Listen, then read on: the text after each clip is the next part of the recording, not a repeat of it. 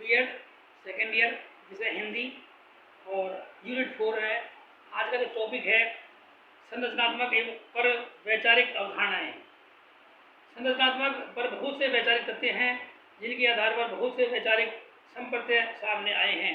दो प्रमुख अवधारणाएं हैं, संज्ञानात्मक, रचनात्मक। यह सिद्धांत इस तथ्य का समर्थन करता है कि व्यक्ति सामाजिक बातचीत, क्रियाओं और संस्कृति के द्वारा जो सीखता है ही है, परंतु अनुभवात्मक पर ज्ञान संबंधी सिद्धांत तथ्यों, विचारों और पहले से ही प्राप्त किए गए ज्ञान पर आधारित है। व्यक्ति सामाजिक वातावरण में रहकर ही व्यक्तिगत और सामाजिक ज्ञान की प्राप्ति करता है। जीन पियाजे इस स्कूल या अवधारणा के मुख्य संस्थापक हैं। सामाजिक रचनात्मक, इस अवधारणा का वर्णन अनुभवात्मक अवधारणा में भी किया गया है।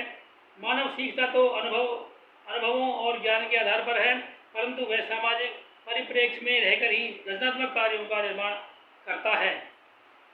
वायोत्स्की इस सिद्धांत का आरंभ करता है। सामाजिक रचनात्मकतावादी सिद्धांत इस बात की समझ में कि समुदाय में क्या अनुभव किया गया है तथा इस समझ के आधार पर अर्जित ज्ञान में संस्कृति के महत्व पर काफी बल देता है। सामाजिक रचनात्मकतावादी चिंतन के 3 पहलू हैं। ये है नंबर 1 वास्तविकता, जिसे कहते हैं रियलिटी। नंबर 2 ज्ञान, नॉलेज। नंबर 3 अधिगम, लर्निंग। वास्तविकता, इस सिद्धांत के अनुसार वास्तविकता की रचना मानव व समाज की आपसी गतिविधियों द्वारा होती है। समुदाय के सदस्य विश्व के उन गुणों को उत्पन्न करते हैं कि जिनका वह आदान प्रदान करते हैं तथा जिनको वह एक आपसी सहमति द्वारा समझते हैं। वास्तविकता ऐसी वस्तु है जिसका निर्माण व्यक्ति स्वयं करता है। यह ऐसी कोई वस्तु नहीं है जो पहले से ही मौजूद हो या किसी अन्य व्यक्ति द्वारा ही की गई हो, क्योंकि प्रत्येक अपनी वास्तविकता की रचना स्वयं करता है और यह आवश्यक नहीं है कि उनकी वास्तविकता दूसरों की वास्तविकता के समरूप ही हो।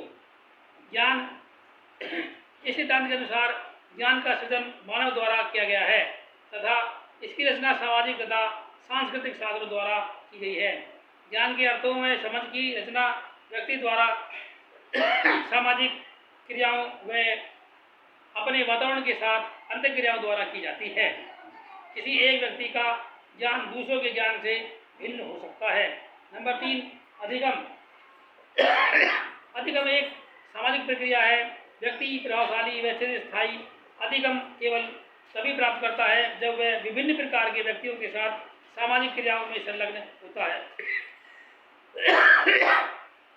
या जब नई इंद्रिय अदाओं की मौजूदा ज्ञान व समझ के साथ सम्मिलित किया गया हो। रचनात्मक अधिगम का स्वरूप इस प्रकार है। नंबर 1 सीखना एक सामाजिक प्रक्रिया है। नंबर 2 सीखना प्रासंगिक है, यह विभिन्न परिस्थितियों में पाया जाता है। नंबर 3 सीखने में रचनात्मक अर्थ और रचना प्रणालियाँ दोनों ही होते हैं। नंबर 4 सीखना मस्तिष्क से आरंभ होता है, इसमें शारीरिक क्रियाएं भी शामिल हो सकती हैं। नंबर 5 अधिगम इंद्रिय क्रियाओं से आरंभ होता है और इसके अर्थ को निकाला जा सकता है। नंबर 6 अधिगम भाषा से शुरू हुआ है और विद्वान मानते हैं कि भाषा और अधिगम का आंतरिक संबंध है जो कि काफी घनिष्ठ है। नंबर 7 अधिगमकर्ता अपने ज्ञान का निर्माण अपने वातावरण के साथ अंतःक्रिया के आधार पर स्वयं करता है। निर्माणवाद के अंतर्गत बच्चे सक्रिय होकर अधिक सीखते हैं और अधिगम का आनंद उठाते हैं। नंबर 9 निर्माणवाद विद्यार्थियों में उद्दीपन के माध्यम से विद्यार्थी को व्यस्त रखता है। नंबर 10 रटने के बजाय जब शिक्षा चिंतन और बोध पर केंद्रित होती है और उत्तम होती है, निर्माणवाद ऐसे ही अधिगम पर बल देता है। नंबर 11 निर्माणवादी अधिगम स्थानांतरण योग्य होता है। नंबर 12 निर्मितवादी या निर्माणवादी विद्यार्थी में स्वयं का अधिगम होता है, क्योंकि यह अधिगम विद्यार्थियों के प्रश्नों को और उनकी खोज पर आधारित होता है।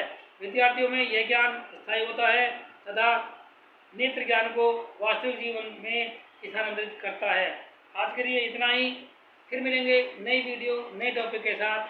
धन्यवाद।